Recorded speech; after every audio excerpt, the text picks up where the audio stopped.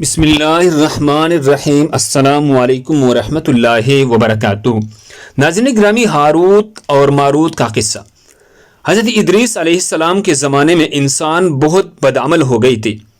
فرشتوں نے بارگاہ الہی میں عرض کیا کہ مولا، انسان بہت بدکار ہے اور یہ خلافت کے لائق نہیں ہے، انہیں معزول کر دیا جائے، یا کم از کم خلیفہ یہ رہے اور وزیر ہم، تاکہ ہم ان کی بگڑے کام سنبھال لیں۔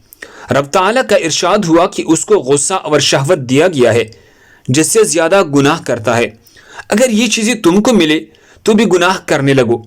فرشتے بولے کہ مولا کریم، ہم تو گناہ کے پاس بھی نہ جائیں گے خواہ کتنا ہی غصہ اور شہوت ہو۔ حکم ربی ہوا کہ اچھا، تم اپنی جماعت میں سے اعلیٰ درجہ کے پرہیزگار فرشتے چانٹ لو، ان کو غصہ اور شہوت دے دیتے ہیں، پھر امتحان ہو جاوے۔ چنانچہ ہاروت اور ماروت جو بڑی ہی عبادت گزار فرشتے تھے انتخاب میں آ گئی۔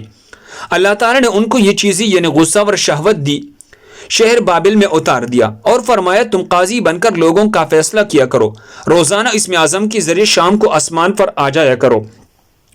یہ دونوں ایک مہینہ تک ایسی ہی آتے جاتے رہے۔ اتنی عرصے میں ان کے عدل و انصاف کا عام چرچا ہو گیا، بہت مقدمے ان کے پاس آنے لگے۔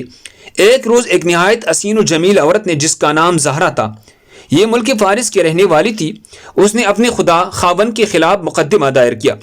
یہ دونوں اسے دیکھتے ہی عاشق زار ہو گئے، اس سے بری کام کی خواہش کی۔ اس نے کہا میرا دین کچھ اور ہے، تمہارا دین کچھ اور اختلاف ہوتے ہوئے یہ نہیں ہو سکتا۔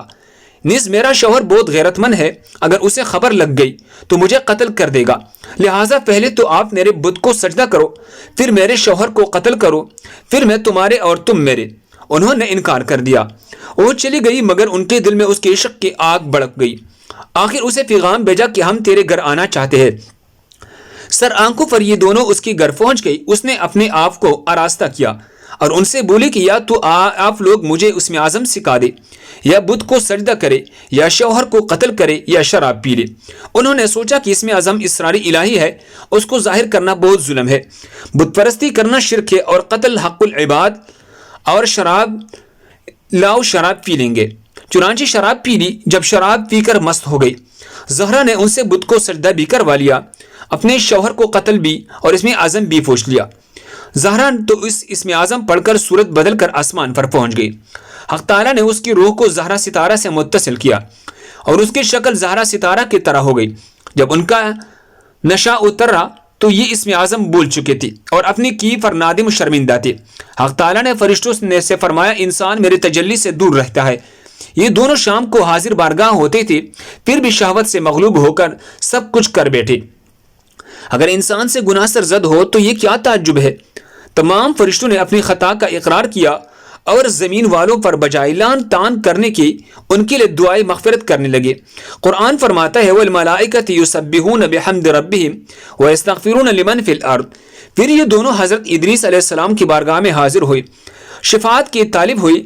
آپ نے ان کے حق میں دعائے مغفرت کی۔ بہت زور کے بعد حکم الہی آیا کہ ان کو اختیار دیجیے کہ یہ یا تو دنیاوی عذاب قبول کر لے یا آخرت کا۔ حضرت ادریس علیہ السلام نے انہیں حکم الہی پہنچایا۔ انہوں نے عرض کیا یا نبی اللہ، دنیا کا عذاب فانی اور آخرت کا عذاب ابد الآباد تک باقی رہے گا، ہم کو دنیاوی عذاب منظور ہے۔ چنانچہ حق تعالیٰ نے فرشتوں کو حکم دیا کہ ان دونوں کو لوہے کی زنجیروں میں جکڑ کر بابل کے کنویں میں اوندھا لٹکا دے۔ اس کنویں میں آگ بڑک رہی ہے اور یہ لٹکی ہوئی ہے۔ فرشتے بارگاہ باری باری ہر وقت ان کو کوڑے مارتے ہیں، سخت پیاس سے ان کی زبانیں باہر لٹکی ہوئی ہے۔ یہ عذاب قیامت تک ایسا ہی شدید رہنے والا ہے۔ جزاکم اللہ۔